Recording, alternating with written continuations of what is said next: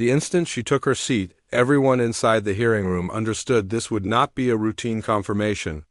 You could sense it immediately. The air felt heavier. Cameras subtly leaned forward. Senators adjusted in their chairs, not casually, but with focus like they were bracing for a collision. And within the first half-minute, it became obvious that Pam Bondi was walking into a confrontation no amount of political experience could fully shield her from. Because Senator Alex Padilla wasn't there to trade talking points. He was there to lock in answers. Padilla didn't waste time.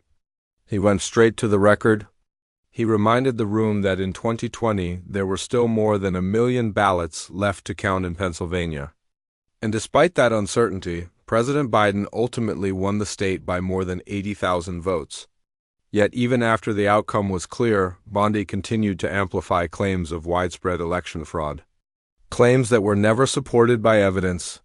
Padilla emphasized that he remembered this moment clearly because at the time, he served as California's Secretary of State. He publicly invited anyone from the Trump campaign who was alleging fraud to come forward with proof. 4 years later, he said plainly, none had been provided. Then came the question, stripped of any room to maneuver. Did you ever have evidence of election fraud or irregularities in the 2020 election? Yes or no? Bondi tried to slow the moment. She opened with condolences about wildfires affecting California, expressing sympathy for Padilla and Senator Schiff. Padilla acknowledged the sentiment but didn't let go of the clock. He repeated the question. Yes or no? Do you have evidence? Bondi attempted to pivot, mentioning her travel to Pennsylvania. Padilla cut back in immediately. Yes or no? Do you have evidence? Again, Bondi spoke about what she saw during her trip. Again, Padilla interrupted. Yes or no? The exchange grew tense, not because of raised voices, but because of the absence of a clear answer. Padilla finally stated what everyone watching had already noticed. She wasn't answering the question. So he moved to the next one. If you have no evidence, will you now retract your past statements claiming Donald Trump won Pennsylvania in the 2020 election? Yes or no? Bondi continued circling, explaining where she traveled and what she believed she observed. Padilla stopped the back and forth. He announced he was moving on, not because the issue was resolved, but because the refusal to answer was itself revealing. Then he widened the frame. He reminded the committee and the public that another attorney who stood beside Rudy Giuliani making similar claims had since been disbarred in multiple jurisdictions for presenting false election fraud allegations in court. He stressed that Bondi, like Giuliani, had taken an oath as an attorney to uphold the Constitution, and now she was seeking confirmation to become the nation's chief law enforcement officer. That distinction mattered. Padilla explained that the job wasn't about political loyalty. It was about facts, evidence, and protecting democracy. He said plainly that the Attorney General's responsibility is to protect voters and election workers, not to undermine them or expose them to harassment through unproven conspiracies. He acknowledged that Bondi had conceded Joe Biden is the legitimate president. But he also pointed out that many figures close to the president-elect continued to push the same false narratives about the 2020 election. Narratives that had already caused real-world harm. By the time Padilla finished, the room was quiet. Not distracted, not restless. Quiet in the way people get when they've just watched someone refuse to answer the most basic question possible. A yes or no? And that silence lingered because for someone asking to oversee the rule of law, refusing to deal in facts wasn't just uncomfortable. It was disqualifying in the eyes of many watching. Padilla tried to move on, but the tension didn't ease. He made it clear this was Bondi's opportunity to answer directly. When he began his next question, Bondi pushed back, referencing a private meeting they had the day before.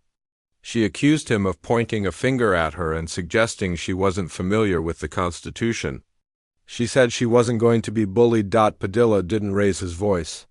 He didn't posture. He simply went to substance. He asked her about the 14th Amendment. Specifically, the Citizenship Clause. What does it say? Bondi deflected immediately. She said she wasn't there to do his homework. Padilla reminded her that she was the one seeking confirmation. He repeated the question.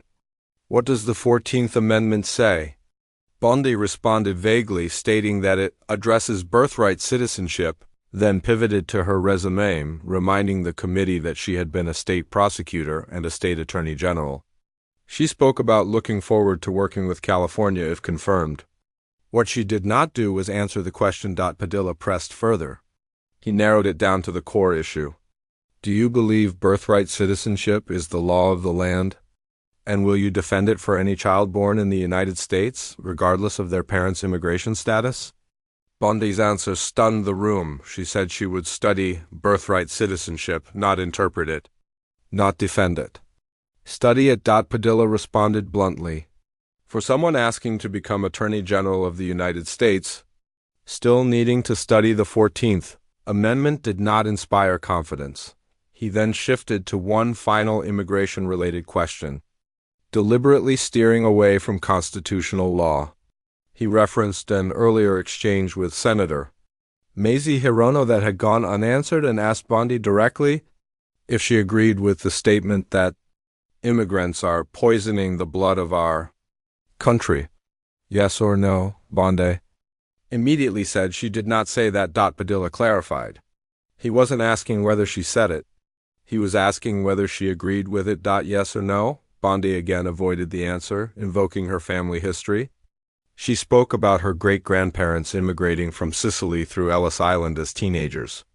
She emphasized that America is a nation of immigrants. Padilla cut through the narrative. Yes or no? Finally, Bondi answered. No. With that. Padilla thanked her and yielded back to the chair, and once again the pattern was impossible to ignore. Straight questions. Repeated deflections. Clear answers only when escape was no longer possible. For a nominee seeking to become the nation's top law enforcement officer, the hesitation spoke just as loudly as the words. She eventually said he made it clear from the start that he wasn't there for pleasantries. He wasn't interested in polite exchanges or surface-level answers. He came for facts. Real answers. Not talking points. Not rehearsed lines. And almost immediately it became obvious she had no intention of giving him any. What began as a routine confirmation exchange quickly turned into one of the most tense, revealing moments seen in a modern hearing. By the end, even seasoned observers of Washington power struggles were taken aback.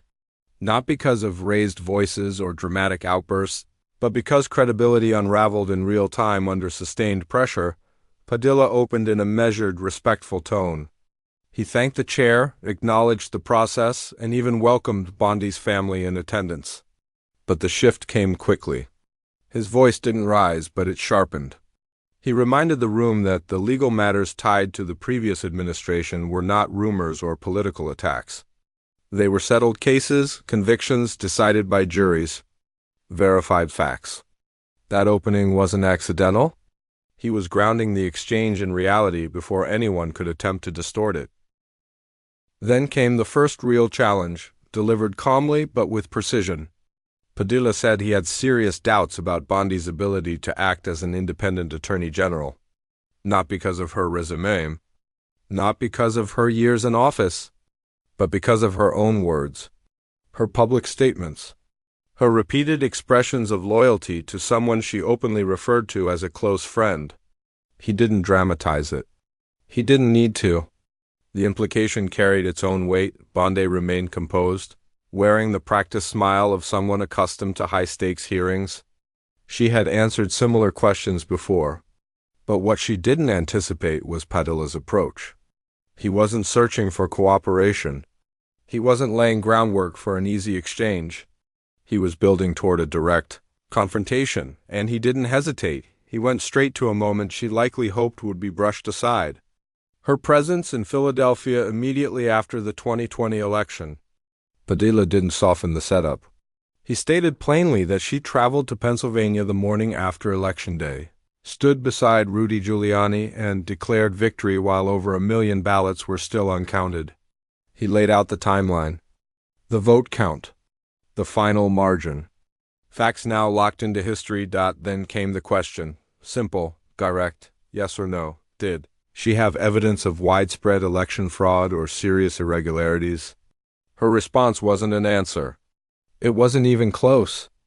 Instead, she pivoted emotionally, offering sympathy about California wildfires and expressing concern for Padilla and Senator Schiff.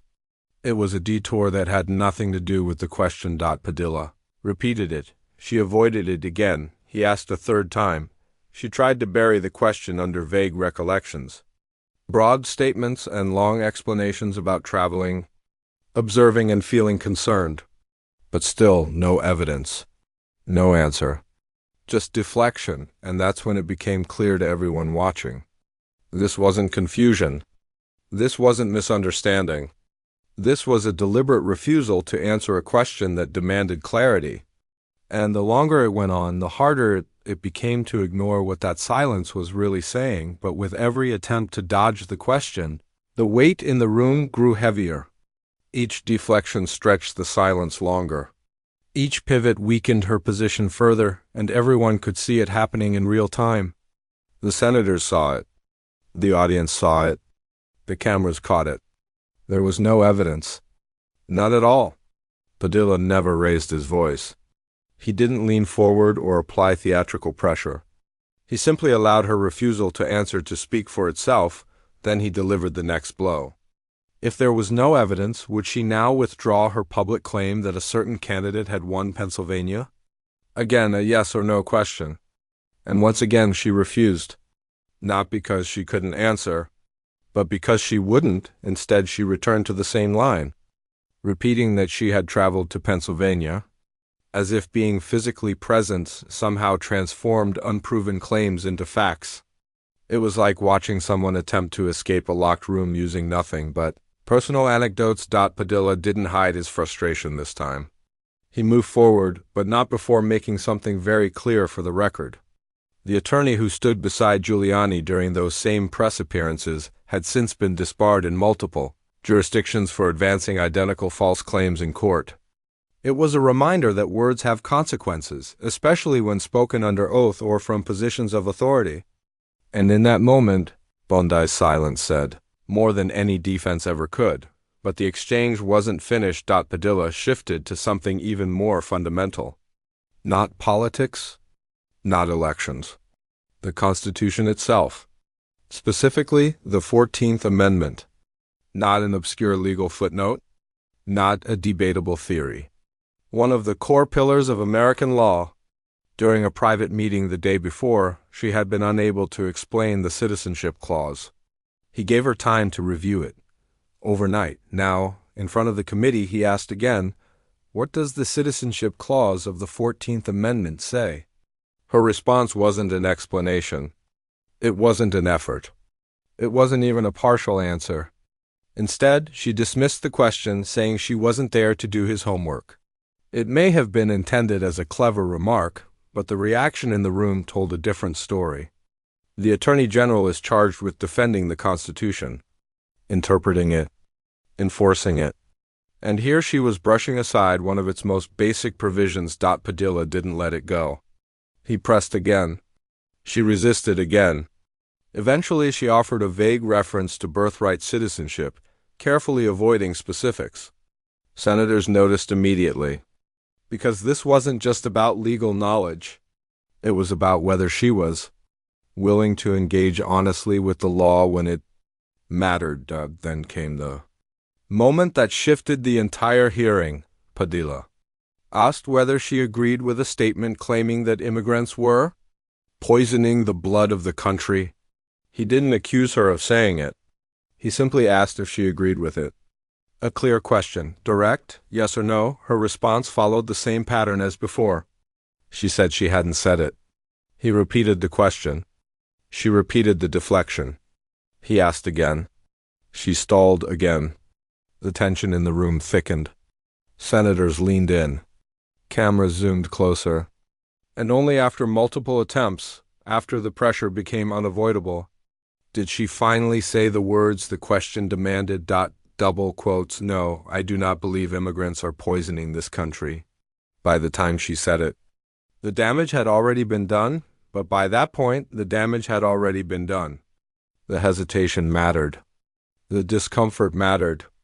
The fact that she couldn't immediately and unequivocally reject something so extreme mattered.